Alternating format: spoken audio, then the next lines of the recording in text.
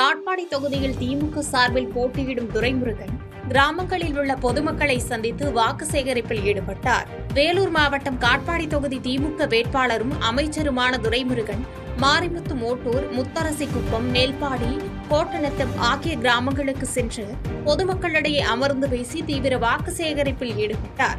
அப்போது திமுக அரசு நிறைவேற்றிய திட்டங்களை எடுத்துரைத்தும் தேர்தல் வாக்குறுதிகளை எடுத்துக் கூறியும் உதயசூரியன் சின்னத்திற்கு வாக்கு சேகரித்தார். முன்னதாக மாரிமுத்து ஓட்டூர் பகுதியைச் சேர்ந்த தம்பதியரின் இரட்டை குழந்தைகளுக்கு யோகேஷ், யோகிதா என பெயர் சூட்டி மகிழ்ந்தார்.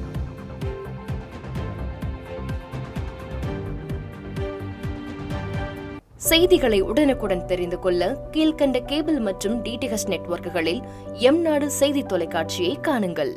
பாதகம் செய்பவரை கண்டால் நாம் பயம் கொள்ளலாகாது பாப்பா. மோதி மிதித்துவிடு பாப்பா, அவர் முகத்தில் உமிழ்ந்துவிடு பாப்பா. அண்மை செய்திகளை உடனுக்குடன் தெரிந்து கொள்ள இணைந்திருங்கள் எம்நாடு தொலைக்காட்சியுடன்.